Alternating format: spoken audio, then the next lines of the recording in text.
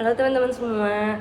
Jadi pada kesempatan kali ini kami akan mempresentasikan bisnis model kanvas UMKM Memory Books. Sebelumnya perkenalkan diri terlebih dahulu. Nama saya Natani Krisnani Tandio dengan NIM 3322121. Dan nama saya Saniki Zagoto dengan NIM 3322124. Nama saya Tani Angelika Tandra dengan NIM 3322126. Sebelumnya saya akan menceritakan mengapa UMKM ini bisa berdiri. UMKM Memory Books ini berdiri pada tanggal 20 Februari 2024. Lalu cerita di baliknya itu mengenai pasangan yang merayakan anniversary. Lalu pasangannya itu memberikan suatu buku scrapbook memori kepada pasangannya dan mereka merasa senang dengan hadiah tersebut. Lalu pada perasaan itu mereka berinisiatif untuk menjual buku memori. Selain itu bisnis ini juga menjual blind box yang desainnya yang hanya menjual custom boxnya saja atau desain boxnya saja, bukan dari isinya juga. Lalu saya akan menjelaskan mengenai customer segmentnya. Untuk target pasar utamanya itu adalah pasangan dan Gen Z. Tapi dia juga menjangkau untuk gen milenial dan untuk keluarga maupun teman sebagai hadiah ulang tahun ataupun hadiah lainnya. Untuk pemesanannya kebanyakan dari kota-kota besar seperti Jabodetabek, namun untuk daerah-daerah kecil juga memesan karena harganya yang sangat terjangkau. Lalu untuk value proposition-nya itu adalah bring happiness and memorize, complex design dan fast design. Ini merupakan salah satu aspek-aspek yang membedakan dari kompetitor lain karena Memory Books ini menyediakan desain yang kompleks dan fresh. Jadi mereka selalu memproduksi desain-desain baru dan memiliki beberapa katalog untuk setiap bukunya dan mengikuti perkembangan zaman juga. Lalu yang terakhir saya akan menjelaskan tentang channelsnya. Channelsnya itu mereka ada di Instagram dengan nama @memoir.books dan di TikTok ada @memoir.id. Jadi cara memasarkan mereka yang utama itu ada di TikTok dan Instagram. Tapi juga bisa dari mulut ke mulut secara tidak langsung karena customer sendiri yang membelinya. Untuk dari pihak internalnya lebih fokus di TikTok karena di TikTok lebih gampang untuk masuk ke FYP. Juga mereka kedepannya bisa reach out dari selebgram melalui endorsement. Lalu selanjutnya akan dijelaskan oleh teman saya Sani. Oke, selanjutnya saya akan menjelaskan mengenai 3 tahap selanjutnya, itu adalah customer relationship, kemudian ada revenue streams, dan juga ada key resource. Yang pertama saya akan menjelaskan sedikit mengenai customer relationship. Nah, untuk hal ini adalah tidak terlepas antara hubungan tim Memoir dan juga klien. Nah, untuk yang ini adalah adanya respon baik yang diberikan tim Memoir kepada klien, kemudian juga direspon dengan benar, kemudian juga dijelaskan secara detail mengenai produk-produk atau mungkin hal yang perlu dilakukan oleh tim Memoir dengan interaksi klien.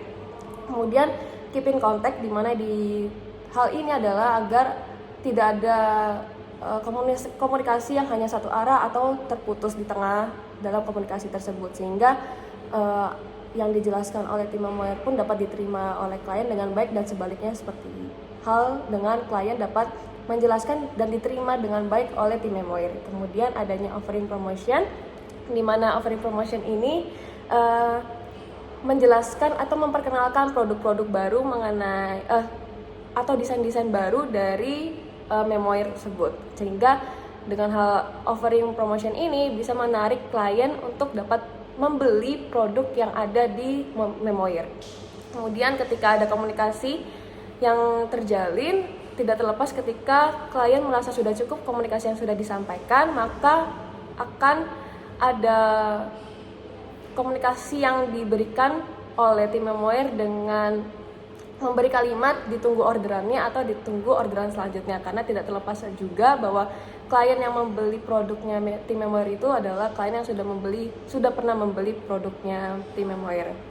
Kemudian ada revenue streams. Nah, untuk revenue streams ini sudah yang dijelaskan oleh teman saya mengenai bahwa di tim Memoir ini menjual produk itu ada dua sejauh ini, ada scrapbook dan juga ada bind box. Kemudian untuk transaksinya antara klien dan tim Memoir ini tidak terlepas dari bagaimana mereka memesan dan juga membayar. Nah, itu pertama ketika mereka transaksi, pertama adalah dari Instagram dan juga TikTok, kemudian dilanjutkan dengan adanya WhatsApp. Nah, di WhatsApp ini adalah bagaimana mereka berkonsultasi, kemudian bagaimana membeli, kemudian untuk durasi yang diperlukan, semuanya itu ada di WhatsApp. Kemudian dari WhatsApp itu mereka akan ada sistem payment. Untuk paymentnya sendiri di tim Memoir ini hanya menerima by transfer. Selanjutnya saya akan menjelaskan key resource. Untuk key resource ini ada dua hal yang terpenting. Pertama adalah SDM atau sumber daya manusia, kemudian kualitas. Untuk SDM sendiri di tim Memoir itu adalah suatu tim yang baik dengan performa dan skill yang sangat baik karena tidak terlepas dari produk yang dijual memerlukan desain yang baik.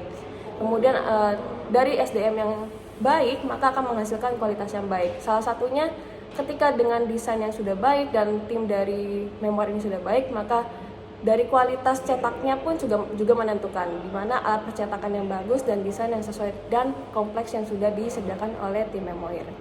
Untuk selanjutnya saya akan serahkan ke teman saya untuk menjelaskan lebih lanjut. Yang selanjutnya saya akan menjelaskan tentang key activities, key partners, dan juga cost structure. Nah, di sini key activities terlebih dahulu.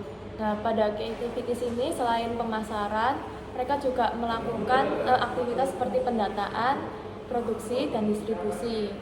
Di proses pendataan orderan ini memakan waktu hanya sehari, kemudian di editing memakan waktu 1-3 hari, kemudian untuk revisinya sekitar 1-2 hari atau bahkan lebih jika customer ingin revisi yang lebih, kemudian pengirimannya yaitu sekitar 3 harian. Selanjutnya di key partners. Nah, key partners ini mereka bermitra dengan jasa percetakan yang menyediakan bahan dan jasa cetaknya. Nah, di sini Memoir ini tidak hanya bermitra dengan satu percetakan saja, tetapi dengan 2 percetakan sebagai antisipasi apabila satu mitra mengalami kendala bisa menggunakan mitra yang lainnya.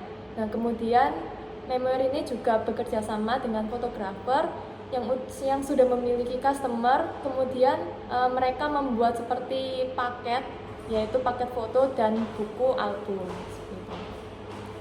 Kemudian lanjut ke cost structure. Nah, di sini dalam memulai usahanya, bisnis ini tidak memiliki modal khusus, atau bisa dibilang modalnya itu hanya 0 rupiah, karena bisnis ini awalnya memang berupa jasa yang dihandle oleh ownernya sendiri. Nah, kemudian sehingga nantinya mereka akan mendapatkan uang dari customer. Nah, uang tersebut akan dibayarkan kepada jasa percetakannya sebesar harga cetak.